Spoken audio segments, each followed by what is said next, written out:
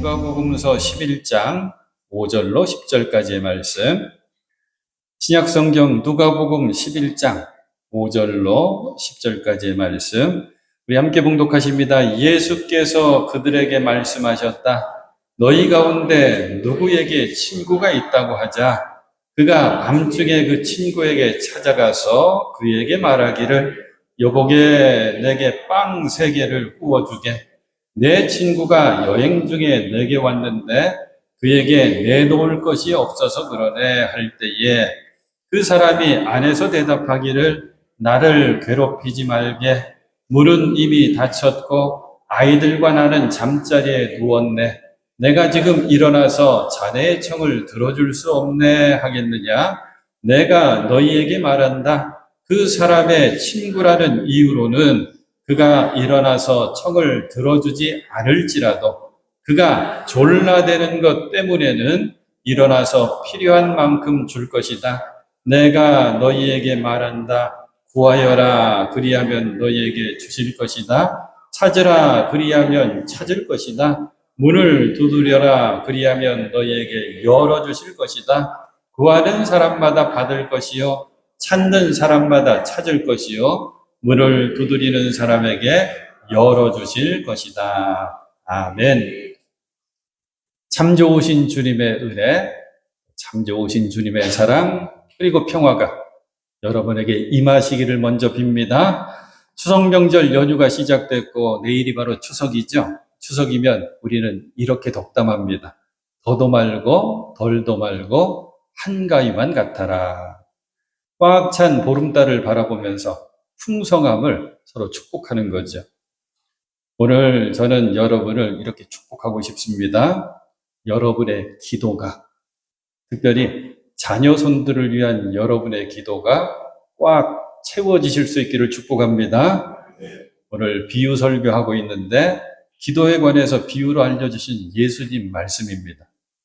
우리가 그토록 소중히 여기는 주님께서 가르쳐 주신 기도, 주기도문을 알려주시면서 기도하는 우리의 자세를 알려주십니다. 기도의 자세는 이겁니다. 찾고 또 찾아라. 부탁하고 또 부탁해라. 매달리고 또 매달려라. 구하라. 찾으라. 두드려라. 밤중에 찾아와 부탁하는 친구 이야기로 비유로 말씀해 주십니다. 그래서 말씀 제목을 친구에게 했거든요. 조금 길게 하면 밤중에 찾아온 친구에게. 먼저 오늘 말씀의 배경을 짧게 설명드리겠습니다. 제자 한 사람이 예수님께 기도를 가르쳐 달라고 부탁합니다. 1절 말씀에 나오죠. 예수께서 어떤 곳에서 기도하고 계셨는데 기도를 마치셨을 때에 그의 제자들 가운데 한 사람이 그에게, 예수님에게 말하였다. 주님, 요한이 자기 제자들에게 기도하는 것을 가르쳐 준 것과 같이 우리에게도 그것을 가르쳐 주십시오. 뜻이 이겁니다. 주님, 우리에게 기도를 가르쳐 주세요. 우리에게 기도가 필요합니다. 우리에게 기도가 간절해요. 세례자 요한도 자기 제자들에게 기도를 가르쳐 주었다는데 주님, 우리에게 기도를 가르쳐 주세요. 기도를 가르쳐 주세요. 제자의 이 간청에는 흥미로운 제자의 마음이, 속마음이 담겨져 있습니다. 이 마음입니다. 주님, 우리만의 기도를 가르쳐 주세요. 우리만의 기도가 없을까요? 하나님 기쁘시게 응답해 주실 수 있는, 꼭 반드시 응답해 주시는 그런 기도 없나요? 능력 있는 기도 제발 알려주세요. 여러분, 우리의 마음에도 이런 마음 있잖아요. 드리는 기도마다 응답되면 좋겠습니다. 나의 기도가 늘 언제나 응답되는 능력 있는 간구가 되었으면 좋겠어요. 제가 답을 알려드리려고 그래요. 너무 간단해서. 어떻게 기도하면 되냐면 하나님이 기쁘시게 바로 응답해 주실 수 있는 그 기도만 드리면 돼요. 하나님께서 이거 응답 안 해줄 수가 없네? 응답해줘야지 하실 수 있는 이런 기도를 드리시면 됩니다. 싱겁죠? 그래요. 우리의 신앙생활이 이거거든요. 주님 바라시고 원하시고 기뻐하시는 기도 제목을 계속 찾는 겁니다. 그리고 늘 기도하면서 주님과 그 기도 제목으로 기도하면서 늘 교제하는 거예요. 기도로 주님과 늘 붙어 있는 겁니다. 그게 우리의 신앙생활입니다. 다시 말씀으로 돌아오면 사실 제자들은 기도를 잘 알고 있었습니다. 지금 제자가 기도할 줄 몰라서 기도를 가르쳐 달라는 이야기가 아닙니다. 왜냐하면 유대인들은 모두 기도를 잘합니다. 왜? 조상 때부터 내려오는 기도문이 있고 그걸 어려서부터 매일 하거든요. 쉐마로도 기도합니다. 신명기 6장이죠. 들어라가 쉐마예요. 들어라 이스라엘아 하고 시작되는 그 말씀. 우리 하나님 여호와는 오직 유일한 여호와시니 너는 마음을 다하고 뜻을 다하고 힘을 다해서 내 하나님 여호와를 사랑해라 하고 시작되는 이게 신앙 고백이면서 기도입니다.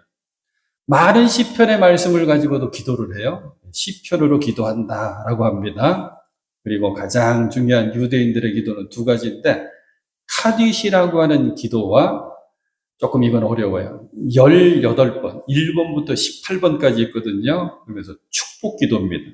그래서 세몬의 에스레라고 하는 18가지의 축복 기도가 있어요. 카디시라고 하는 이 기도문은 유대인 회당에서 예배 때마다 말씀 듣고 난 뒤에 모든 회중이 함께 하는 기도입니다. 세몬의 에스레는 이건 더 어려워요. 유대인들이면 하루에 3번 기도하거든요. 이른 아침에 한 번, 점심 먹고 오후가 시작될 때 한 번, 저녁 먹고 저녁이 시작될 때 하루에 3번 합니다. 근데 이게 꽤나 길어요. 카디시 제가 잠깐 소개해 드릴게요. 그대로 번역해서 하면 막 너무 어색해가지고 제가 조금 좀 익숙하게 바꿔봤어요. 이런 내용입니다. 하나님의 이름이 높여지고 거룩히 여겨지이다. 하나님의 뜻에 따라 지으신 세상 안에서 하나님의 다스림이 있게 하옵소서. 하나님의 생애와 하나님의 날들에 그리고 이스라엘 집안 전체 그리고 신속하게 조만간 하나님의 위대한 이름을 영원에서 영원까지 찬양하게 하소서. 우리가 이것을 늘 고백하나이다. 아멘. 요게 짤막한 카디시 기도. 18번의 축복 기도, 이거 세몬의 에스레는 굉장히 길고 어려워서 다 소개해 드릴 수가 없어요. 대충 간반 잡으라고 말씀드리면 요 페이지 2개가 넘어요. 조그만 글씨로 페이지 2개가 넘거든요. 1번부터 18번까지 1번과 마지막 18번 소개해 드릴게요. 주님, 우리 조상들의 하나님, 아브라함의 하나님, 이삭의 하나님, 야곱의 하나님, 전능하시고 무서우신 하나님이라고. 하늘과 땅을 지으신 지구하신 하나님, 우리의 방패 그리고 우리의 조상들의 방패이신 하나님, 매 세대마다 우리의 의지할 뿐이신 당신을 축복하나이다. 아브라함의 방패이신 주님 당신을 축복하나이다. 처음에 제가 이걸 보고 좀 어색하더라고요. 어떻게 우리가 하나님을 축복하지? 그런데 이게 너무너무 기쁘고 감사할 때 하는 이스라엘 사람들, 유대인들의 고백이래요. 맨 마지막 18번째. 당신의 백성 이스라엘 당신의 도성 당신의 기업에 당신의 평화를 가져오소서. 그리고 우리 모두를 함께 축복하소서. 평화를 이루시는 주님 당신을 축복하나이다. 맨 마지막에는 평화를 기도하네요. 이게 몇 가지? 18가지. 하루에 몇 번? 하루에 3번. 다 외워서. 매번 하면 외워지겠죠. 근데 생각해 봤어요. 야, 이거 엄청 긴데? 그러면서 딱 하고 나오는 게, 아이고, 예수님 감사해요. 주기도문 없었으면 큰일 날 뻔했네요. 그랬어요. 예수님께 기도 가르쳐 달라고 부탁했던 이 제자가 누군지 참 궁금한데, 그리고 고마워요. 아마도 추측은 할 수 있거든요. 누군지는 몰라도. 지금 우리가 누가복음 펼쳐 읽죠? 누가일 거예요, 누가. 유독 누가복음에는 예수님의 기도에 관한 이야기가 많이 나오고 오늘 본문은 누가복음에만 있어요. 마태복음에 비슷하게 했는데 쓰여진 배경이 다르거든요. 아무튼 이 제자가 예수님께 우리의 기도를 가르쳐 주세요 부탁했고 예수님은 우리가 늘 드리는 주기도문을 알려주셨으니까 그래서 우리가 주기도문을 늘 기도할 수 있으니까 너무 좋습니다. 목사님, 기도 잘하고 싶어요. 목사님, 내가 그래도 기도하려고 애쓰는데 기도가 자꾸 안 돼. 기도가 막혀요. 이런 얘기 하시는 분들 가끔 있으시거든요. 제가 어김없이 말씀드려요. 우리 옛날 선배들 기도줄 꽉 붙잡으세요 그랬는데 가장 훌륭한 기도줄, 완벽한 기도줄, 주기도문이에요. 기도가 안 될 때, 기도가 막힐 때 천천히 하늘에 계신 우리 아버지요. 이 고백으로 시작하셔서 기도하시면 어느 순간 기도줄을 꽉 붙잡게 돼 있거든요. 아무튼 먼저 우리가 기억했으면 좋겠는 거, 늘 기도하시는 예수님의 모습을 잊지 말고 우리 기억하고 배우자. 이게 첫 번째 교훈이거든요. 예수님은 언제나 기도하셨어요. 지금 이 제자도 예수님의 기도하는 모습을 늘 봤었고 배워나가고 있었거든요. 오늘 본문이 이렇게 시작되잖아요. 1절이 예수께서 어떤 곳에서 기도하고 계셨는데 기도를 마치셨을 때에 제자가 잘 본 거예요. 오늘도 예수님 기도하시는구나. 예수님 기도 마치셨네. 쫓아가야지 하고 묻는 거죠. 주님, 우리에게도 기도 가르쳐 주세요. 복음서에는 이런 예수님의 기도 이야기로 가득 차 있습니다. 예수님은 밤늦게까지 사역하신 후에도 지난주 살펴봤잖아요. 예수님 전파하시고 프리칭하시고 가르치시고 티칭하시고 치유하시고 힐링하시고 그 이후에도 새벽에 일어나서 한적한 곳에서 기도하십니다. 12제자 택하기 전에도 예수님은 어김없이 산에 올라가 밤이 맞도록 밤이 새도록 기도하십니다. 당신의 순환을 첫 번째 예고하시면서도 먼저 기도하셨고 변화산에서 모세와 엘리야와 영광 중에 만나시던 그때도 사실 기도하는 시간이셨어요. 잡히시던 날에도 예수님은 습관처럼 올리브산 감람산에서 기도하셨고 그 자리가 겟세마네 동산입니다. 예수님은 일생을 기도 가운데 사셨어요. 기도 아니면 사역을 하지 않으셨고 기도가 아니면 당신의 사역을 끝맺히지 않으셨습니다. 우리가 지금 늘 고백하잖아요. 오늘도 장경영 장로님 기도하시는데 고백하셨잖아요. 우리 100주년 선교의 세기 준비하면서 기도로 준비하고 기도로 진행하고 기도로 마무리하고 오직 하나님께 영광. 이게 그냥 나온 게 아니에요. 예수님의 기도의 모습을 우리 꼭 배웁시다 하는 마음이죠. 그래서 예수님의 기도에는 이런 수식어가 붙습니다. 미명의 새벽에 기도하셨다. 한적한 곳에서 기도하셨다. 사람들을 피해서 기도하셨다. 밤이 맞도록 기도하셨다. 밤이 새도록 기도하셨다. 습관처럼 기도하셨다. 간절함으로 기도하셨다. 예수님의 이 기도의 모습이 그대로 우리 기도의 모습이 되었으면 좋겠습니다. 제가 한 줄 써놨어요. 예수님, 기도대장 예수님하고 써놨어요. 교회들마다 기도대장들이 있습니다. 우리 매포교회도 기도대장이 여러 분 계세요. 저는 알거든요. 교회는 기도대장들의 기도 때문에 든든히 서갑니다. 사랑하는 여러분들이 우리 매포교회 기도대장 꼭 되셔야 되고 여러분 가정의 기도대장이 꼭 되셔야 돼요. 이제 예수님 기도자의 마음, 기도자의 자세를 비유로 알려주십니다. 참 재미난 비유입니다. 5절과 6절 말씀, 예수께서 그들에게 말씀하셨다. 너희 가운데 누구에게 친구가 있다고 하자. 그가 밤중에 그 친구에게 찾아가서 그에게 말하기를 여보게 내게 빵 3개를 구워주게. 내 친구가 여행 중에 내게 왔는데 그에게 내놓을 것이 없어서 그러네 할 때에 이런 뜻입니다. 내용이 다들 친구들 있지? 만나면 그저 좋고 못 만나면 늘 그리워하는 보고 싶은 친구들 있지? 자, 그렇다면 어느 하루 친구를 찾아갔어. 밤중에 급하게 찾아갔지. 여기서 밤중은 그냥 저녁이 아니에요. 원어를 보면 12시, 밤 12시 자정입니다. 그리고 부탁했지. 여보게 친구 빵 3개 좀 구워주게.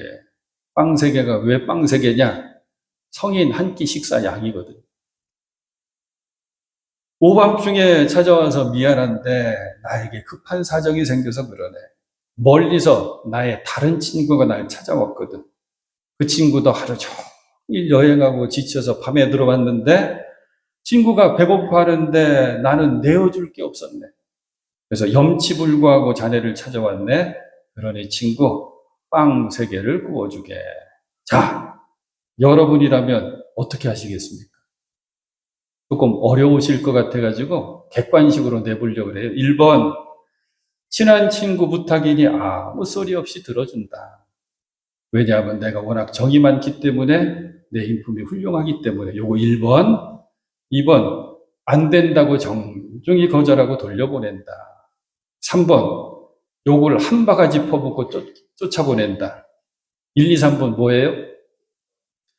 일부 예배 때문에 다 합창하시더라고요. 1번 그러시더라고요. 야, 우리 매프로게 이 정도인가? 자, 예수님 뭐라고 설명해 주실까요? 7절 말씀입니다. 그 사람이 안에서 대답하기를 나를 괴롭히지 말게. 물은 이미 닫혔고 아이들과 나는 잠자리에 누웠네. 내가 지금 일어나서 자네의 척을 들어줄 수 없네. 하겠느냐.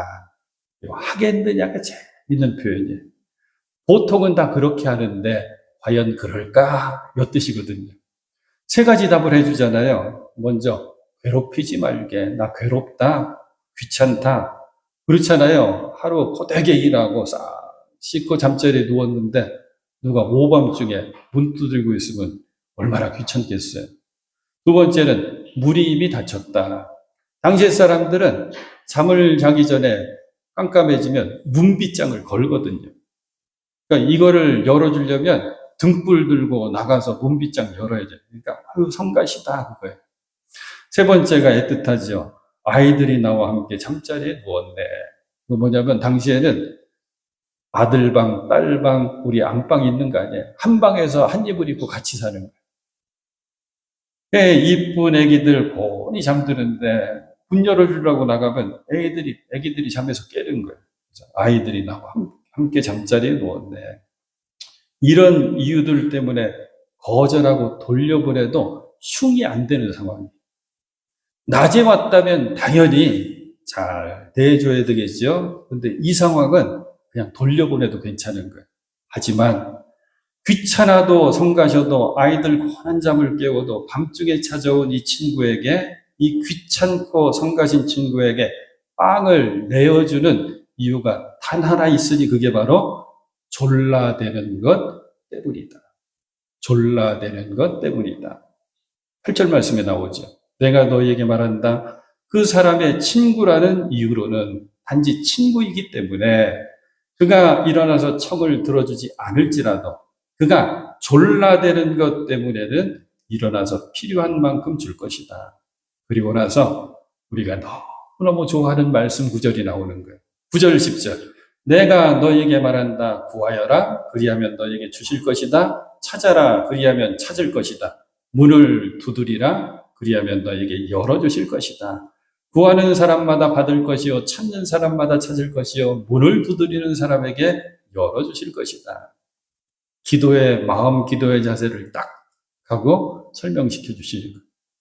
찾고 또 찾아라. 매달리고 또 매달려라. 졸라대고 또 졸라대라. 찾으라. 구하라. 그리고 두드려라. 반드시 주신다. 좋은 것 주신다. 이게 바로 기도의 자세, 간구의 자세다. 그리고 우리 예수님은 더 재미있는, 그러면서 알쏭달쏭한 비유로 또 설명해 주시는 거예요. 강조하시려고. 이게 우리가 잘 아는 말씀. 세상에 아버지가 자기 아들이 생선 달라는데 대신에 뱀 줄 아버지가 어디 있냐? 달걀 달라고 하는데 전갈을 줄 아버지는 또 어디 있겠느냐? 똑같은 내용이 마태복음에 나온 대로 있죠. 마태복음 표현 하나를 달리합니다. 세상에 어느 아버지가 아들이 빵을 달라고 하는데 돌을 줄 아버지가 어디 있냐? 이거 알쏭달쏭하죠. 이게 무슨 뜻인지는 알 것 같은데 알쏭달쏭해요. 제가 간단히 풀어드릴게요. 당시에는 먹을 것이 귀했겠죠. 사람들이 좋아하면서 먹으면 좋은 영양분이 되는 음식이 여기 다 나온 거예요. 빵은 주식이에요. 2번째, 달걀 돼 있는데 이거는 달걀보다는 알. 메추리알이나 산비둘기 알. 그 다음에 생선은 갈릴리 호수에서 주로 나는 생선. 이게 유대인들은 아주 좋아하는 음식인데 그거랑 비슷한 따뜻한데 음식이 안 되는 것들을 연결시켜 놓은 거예요. 빵은 왜 대신 돌이냐? 빵 굽잖아요, 화덕에다가. 그런데 불 지펴놓고 그 위에다가 그냥 빵을 굽는 게 아니라 돌들을 올려놨어요. 온도를 오래 유지하려고. 근데 당시에 빵은 금방 딱딱해지거든요. 지금과 같은 부드러운 빵이 아니니까. 그러니까 빵인지 화덕에 같이 있는 돌인지 여기 헷갈려요. 그래서 빵 대신 돌 요 얘기하는 거예요. 생선 대신 달걀 대신 전갈 얘기해 드릴까요? 달걀보다는 조금 알이라 그랬죠. 그 지역에는 여러 종류의 전갈들이 많이 삽니다. 전갈 가운데 어떤 종류는 몸을 동그랗게 만대요. 그러니까 메추리 알이나 산부들기 알이랑 이 전갈의 모습이 비슷한 거예요. 그러니까 전갈 대신 알 대신 전갈로 아버지가 어디 있느냐 이 말씀하신 거예요. 가장 재미있는 거 생선 대신 뱀. 여기서 뱀은 우리 막 다니는 무서운 뱀이 아니라 뱀장어예요. 뱀장어. 예, 갈릴리오스에서 나는 생선이 좋은 음식, 귀한 음식인데 율법에 의해서 먹을 수 있는 것과 먹지 못하는 것을 어부들은 참는 즉시 나누거든요. 근데 우리가 알고 있는 것처럼 비늘 있는 것은 먹어도 비늘 없는 것은 못 먹어요. 우리는 없어서 먹는 뱀장어, 유대인들은 못 먹어요. 그러니까 먹을 수 있는 생선 대신에 먹을 수 없는 이 뱀장어 주는 사람 어디 있느냐 이 표현하신 거예요. 그리고 나서 드디어 이 말씀이 등장합니다. 13절. 너희가 악할지라도 너희 자녀에게 좋은 것들을 줄 줄 알거든. 하물며 하늘에 계신 아버지께서야 구하는 사람에게 성령을 주시지 않겠느냐. 다시 강조해요. 기도는 뭐다? 매달려라, 졸라대라, 구하라, 찾으라, 두드려라. 그러면 하나님은 주신다. 반드시 주신다. 하늘 아버지는 선하시다. 지혜로우시다. 사랑이시다. 능력이시다. 그 하나님께 매달려라. 하나님 반드시 주신다. 언젠가 제가 여러분에게 말씀드렸어요. 우리 기도의 사람들은 하나님의 세 가지 성품을 붙들고 기도하는 겁니다. 먼저는 하나님의 지혜. 나의 가장 필요한 것을 하나님은 아십니다. 이 고백 가운데 하나님의 지혜 붙들고 기도하는 거. 두 번째는 하나님의 사랑 붙들고 기도하는 거라 그랬죠. 나보다 나를 더 사랑하시는 하나님, 그 하나님의 사랑을 붙들고 기도하고 하나님의 능력 붙들고 기도하는 거예요. 모든 것을 지으시고 모든 것을 하실 수 있는 하나님의 능력, 하나님의 사랑, 하나님의 지혜 붙들고 우리가 기도하는 거거든요. 그래서 예수님께서 이 말씀을 분명하게 우리에게 주시는 거예요. 너희가 기도할 때 무엇이든지 믿고 구하는 것은 다 받으리라. 믿고 구하는 것은 모든 것, 믿고 구하는 것은 다 받으리라. 그러면 우리 다시 연결해야 돼요. 하나님의 지혜와 사랑과 능력 붙들고 기도한다 그랬죠. 그러면 하나님은 우리가 정말 뭘 필요로 하고 있는지를 아셔요. 언제 필요한지도 아셔요. 왜 필요한지도 아셔요. 이걸 깨달아 알게 되면 우리는 우리의 기도가 내 원하는 기도가 아니라 하나님이 우리에게 주시기를 원하는 것을 붙들고 기도하게 되어 있어요. 이 고백하자 그랬잖아요. 주님, 저에게 주시기를 원하시는 것이 무엇인지 알게 하여 주시옵소서. 또 저에게 바라시는 것이 무엇인지, 나의 어떤 모습이 하나님의 기쁨이 되는지 깨달아 알게 하여 주시옵소서. 그리고 그것을 나에게 주시옵소서. 이 기도를 꼭 할 수 있는 여러분 되시길 바랍니다. 바울도 똑같이 고백합니다. 로마서 8장 32절 자기 아들을 아끼지 아니하시고 우리 모든 사람을 위하여 내주시리가 하나님이시죠. 어찌 그 아들과 함께 예수 그리스도 우리 주님과 함께 모든 것을 우리에게 주시지 아니하겠느냐. 하나님은 주시기를 기뻐하시는 분이십니다. 다 내어주시는 분이십니다. 온종일 귀찮게 매달려도 귀찮아 하지 않으시는 분. 오히려 관대함으로 받아주시는 분. 기꺼이 우리의 간구를 들어주시고 그 들어주시는 가운데 기뻐하시는 분. 제가 오늘 목사님 설교 가운데 이런 얘기 들었어요. 목사님 자녀 둘이 있는데 첫째는 헛소리 안 하는 첫째. 둘째는 매번 달라고 한대요. 아빠 이거 사주세요. 저거 사주세요. 이거 필요해요. 저거 필요해요. 시간이 갔더니 아무 말도 안 하는 첫째보다 둘째가 이쁘더래요. 저희 둘 있잖아요. 큰아들, 작은아들. 우리는 이걸 몰라요. 둘 다 말을 안 해요, 얘네들은. 왜 이쁘냐 그랬더니 귀찮기도 하고 성가시기도 하는데 내가 필요하구나 이걸 느낀대. 우리 둘째에게는 내가 필요하구나. 첫째는 그냥 오지 해서 믿음직해서 좋긴 한데 왜 아버지인데 힘이 필요 없나 이런 느낌이 가끔 온대요. 사랑하는 여러분, 주님의 기쁨은 우리가 달라고 간구해야 돼. 하나님은 다 하시는데 왜 자꾸 기도하라고 하실까? 이 기쁨 때문에 기도하라고 하시는 거거든요. 오늘 말씀 전체를 정리하려고 하는데 이 한 가지 생각은 꼭 해봤으면 좋겠어요. 모든 것을 주시는 그 하나님, 그것도 기쁘게 주시는 하나님, 그리고 좋은 것으로 주시는 하나님, 그 하나님이 주시는 그 기쁘게 모든 것 주시는 하나님이 주시는 그 좋은 것이 뭘까? 오늘 말씀 가운데 답이 나오는데 성령. 13절 말씀 다시 한번 너희가 악할지라도 너희 자녀에게 좋은 것들을 줄 줄 알거든 하물며 하늘에 계신 아버지께서야 구하는 사람에게 성령을 주시지 않겠느냐. 똑같은 본문이 마태복음 7장에 나온다 그랬죠. 11절 너희가 악해도 너희 자녀에게 좋은 것을 줄 줄 알거든 하물며 하늘에 계신 너희 아버지께서 구하는 사람에게 좋은 것을 주지 아니하시겠느냐. 합쳐봤더니 좋은 것은 성령. 성령을 간구하는 여러분 꼭 되실 수 있기를 축복합니다. 이거지요. 주님 주실 수 있는 가장 좋은 것 주십시오. 그게 바로 성령인 줄로 믿습니다. 그래서 성령이 내 안에 내주하게 하시고 성령 충만하게 하시고 성령의 인도하심을 따라 사는 성령의 사람 되게 하여 주시옵소서. 그러면 함께 하시는 성령, 내 편 되시는 성령, 보혜사 성령께서 모든 문제를 능히 뚫고 나갈 수 있는 힘과 지혜를 주십니다. 문제 그 너머를 볼 수 있는 믿음의 눈을 주셔요. 그리고 이거 귀하죠. 하나님 한 분이면 나 부족함이 없습니다. 내 잔이 넘칩니다. 이 고백을 하게 하고 진정한 평안 가운데 나 참 기쁨 누립니다. 이 고백을 하게 합니다. 성령 주시면 가장 좋은 것 하나 소개해 드릴게요. 성령이 내 안에 계시면 가장 좋은 것이 우리가 기도하지 못할 때 우리를 도와 기도하게 해주십니다.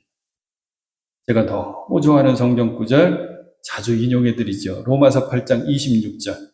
이와 같이 성령께서도 우리의 약함을 도와주십니다. 우리의 연약함을 도우시라니. 우리는 어떻게 기도해야 할지도 알지 못하지만 어느 때는 내가 이거 어떻게 기도해야지 아주 막막할 때가 있거든요. 성령께서 친히 이루 다 말할 수 없는 단식으로 우리를 대신하여 간구하여 주십니다. 우리를 대신하여 기도해 주시는 성령. 그 뒤에 27절 조금 뒤로 가서 성령께서 하나님의 뜻을 따라 성도를 대신하여 간구하시기 때문입니다. 성령님은 여러분 대신해서 기도하시는 분이십니다. 사랑하는 여러분, 좋으신 하늘 아버지께 졸라대십시오. 찾고 구하고 두드리십시오. 아버지 하나님, 내게 성령을 주옵소서. 가장 귀한 기도입니다. 성경은 이런 질문으로 가득 차 있다고 제가 말씀드렸죠. 이렇게 질문합니다. 여러 인물과 사건을 통해서 너 자신의 힘으로 살 거냐? 아니면 내가 주는 힘으로 나 의지하면서 살 거냐? 우리는 이렇게 대답해야 된다고 했습니다. 주님 주시는 능력으로 살겠습니다. 주님 주시는 힘으로 살아야 살아낼 수 있음을 내가 압니다. 주님 의지하며 살겠습니다. 누가 이렇게 고백할 수 있어요? 구하고 찾고 두드리는 기도의 사람이 이렇게 고백할 수 있습니다. 이 신앙의 유산을 여러분들의 자녀손들에게 꼭 물려주십시오. 자녀손들 위해 더 많이 기도하십시오. 일부 예배 때도 가족들이 많이 왔어요. 봤더니 오늘 빈자리는 꼭 계셔야 될 분들이 가족 만나러 가신 분들 계시고, 오래간만에 보는 또 가족들도 또 그 자리 채워주시고 더 많이 오시고. 그래서 이 권변의 말씀을 꼭 해드리고 싶었어요. 자녀손들 위해서 더 많이 기도하십시오. 오늘 말씀을 곰곰이 묵상해 봤어요. 생각해 봤더니 밤중에 찾아와서 성가시고 귀찮게 한 그 이유가 뭔가 봤더니 자기 먹으려고 달라고 한 거 아니었어요. 네, 친구를 위해서 달라고 한 거예요. 자녀들 위해서, 손주를 위해서 꼭 기도하시고 이번 명절에 꼭 한 번만이라도 이렇게 말씀해 주십시오. 나 너를 위해 늘 기도한다.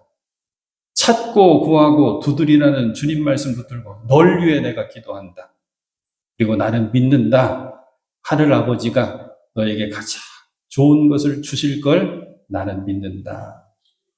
사랑하는 여러분, 구하고 찾고 두드리는 기도가 여러분들의 그 기도가 하나님의 때 하나님의 방법으로 반드시 응답될 줄로 믿습니다.